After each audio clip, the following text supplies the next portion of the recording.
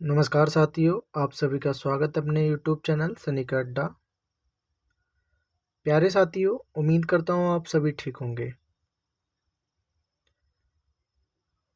आज हम इस वीडियो में बात करने वाले हैं ईदगाह को लेकर। वैसे तो आमतौर पर हम सभी ने ईदगाह पढ़ा होगा। अक्सर हम आसान चीज़ों को छोड़ देते हैं और जब वह परीक्षाओं में पूछ ली जाती हैं तो हमें लगता है कि हमने ये पढ़ रखा है और हमें याद है। जब हम उसे उत्तर देते हैं तो हम या तो 100% श्योर होते हैं या डाउट में रहते हैं। इस वीडियो में हम ईदगाह कहानी के सारांश को जानेंगे, उसके पात्रों को जानेंगे और मैंने आसान शब्दों में, आसान भाषाओं में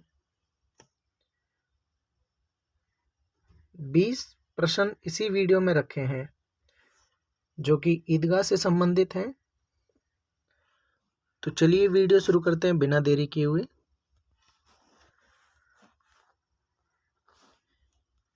ईदगाह को पहले हम कुछ शब्दों में जान लेते हैं। लेखक इसके आप सभी जानते हैं, मुंशी प्रेमचंद जी हैं। पात्र इसमें आपको मिलेंगे हामिद, अमीना, महमूद, मोहसिन, नूरे, सम्मी। कथानक इसका हामिद के मनोभावों और परिस्थितियों का सूक्ष्म चित्रण है। शैली इसमें सरल है और आदर्शनुक यथार्थवाद है। विषय जो लिया गया है वह बाल मनोवैज्ञानिक है। ये विधा कहानी के रूप में है। इसमें विशेष जो है वह है ईदगाह, ईद की सामूहिक नमाज पढ़ने का विशेष स्थान जिसे ईदगाह कहते हैं।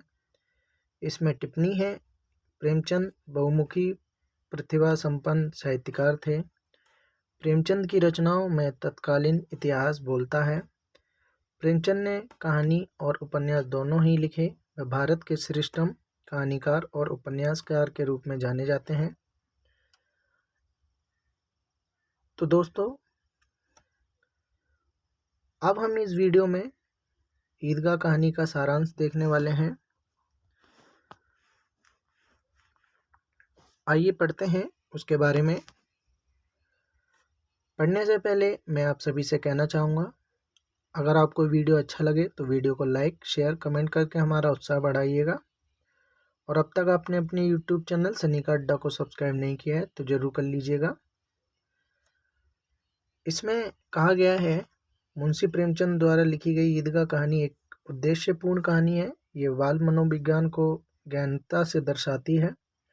इस कहानी को पढ़कर ज्ञात होता है कि परिस्थितियां उम्र नहीं देखती और एक छोटा सा बालक भी विषम परिस्थितियों में समय से पहले परिपक्व हो जाता है।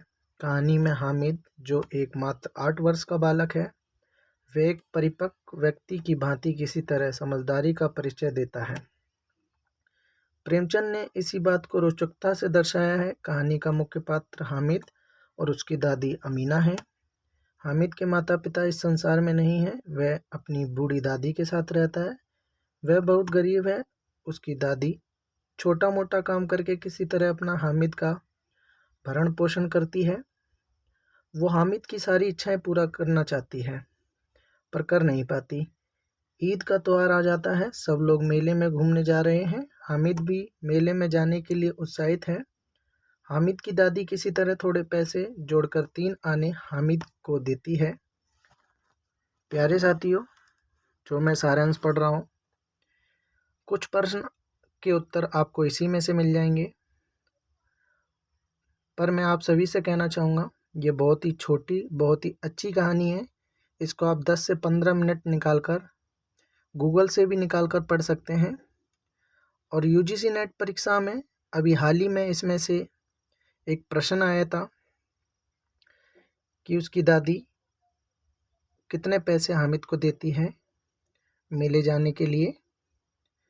तो यहाँ आप देख सकते हैं 3 आने लिखा हुआ है।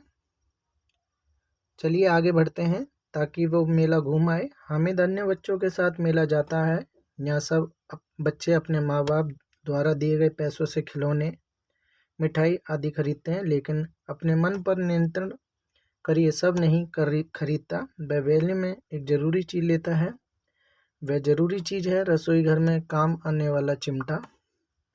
हामिद देखता था कि कैसे उसकी दादी के हाथ रोटी बनाते समय जल जाते थे, क्योंकि उसके पास चिमटा नहीं था। हामिद को अपनी बूढ़ी दादी का ये कष्ट बराबर याद रहा।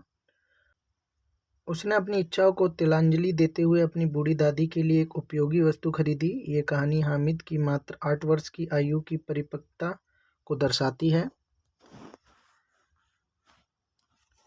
उसके अंदर की संवेदनशीलता को दर्शाती है। इसका कारण ये था कि समय और निर्धनता ने हामिद को अपनी उम्र के बच्चों से ज़्यादा समझदार बना दिया था। वो समय से पहले ही परिपक्व हो चुका था, संवेदनशील बन चुका था।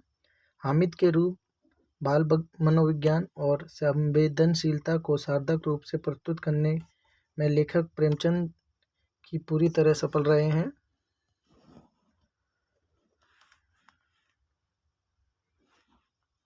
प्यारे साथियों, आप अगर एक बार कहानी पढ़ लेंगे तो आपको भविष्य में कभी भी इससे संबंधित प्रश्न पूछ लिए जाते हैं तो आपको बखूबी याद रहेंगे। मैंने इस वीडियो को ज़्यादा बड़ा करने का नहीं सोचा। मैं जल्दी आपको 20 प्रश्नों से अवगत कराता हूँ। तो आइए पहला प्रश्न पढ़ लेते हैं, जो कि बहुत ही आसान उठाए हैं मैंने, पर कभी इसमें हम ना पढ़ने के कारण इन प्रश्नों को भी हल नहीं कर पाते, इसलिए आप सभी कहानियाँ ज़रूर पढ़िएगा। इस वीडियो का सबसे पहला प्रश्न बनता है, ईदगाह कहानी के लेखक कौन है? तो आप सभी जानते हैं, मुंशी प्रेमचंद जी। ईदगाह कहानी का मुख्य पात्र कौन है? आप सभी जानते हैं, हामिद। मुंशी प्रेमचंद जी की मृत्यु कब हुई? ये आपको जानना है, 8 अक्टूबर 1936।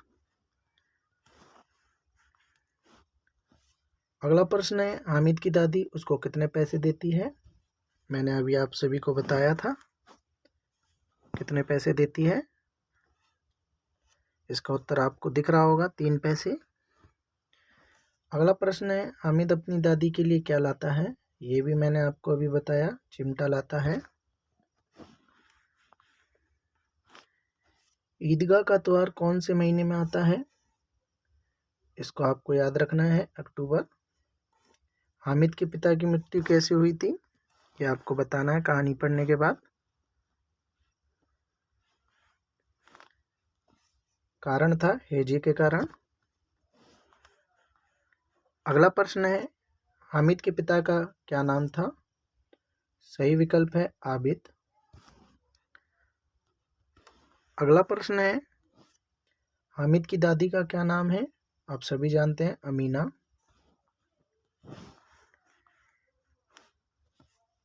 ईदगाह गांव से कितना दूर है? प्यारे साथियों, ऐसे ही सवाल हम परीक्षाओं में देखते हैं, तो इसका सही विकल्प है 3 कोस दूर चलना पड़ता है। मोहसिन के पास कितने पैसे हैं? ये सवाल भी मैंने देखा है, आया हुआ है, तो इसका सही विकल्प है 15 पैसे। ईदगाह के समय लोगों के वस्त्र कैसे होते हैं? तो इसका सही विकल्प है भड़कीले। रेवड़ी दिखाकर हामिद को कौन चिढ़ाता है? अगर आप कहानी पढ़ेंगे तो आपको सभी चीज़ें याद रहेंगी, तो इसका सही विकल्प है मोहसिन चिढ़ाता है। चिमटे वाला हामिद को चिमटे के कितने दाम बताता है?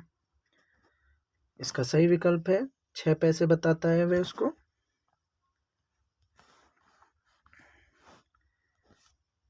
महमूद कौन सा खिलौना लेता है? तो इसका सही विकल्प है सिपाही।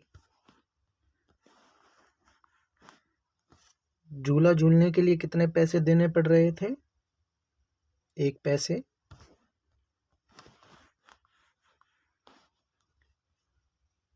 हामिद चिमटा कितने में खरीदता है? तो जो बेचने वाला होता है वह उसे 6 पैसे बोलता है, पर उसके पास 3 पैसे ही होते हैं, तो वह 3 पैसों में लेता है।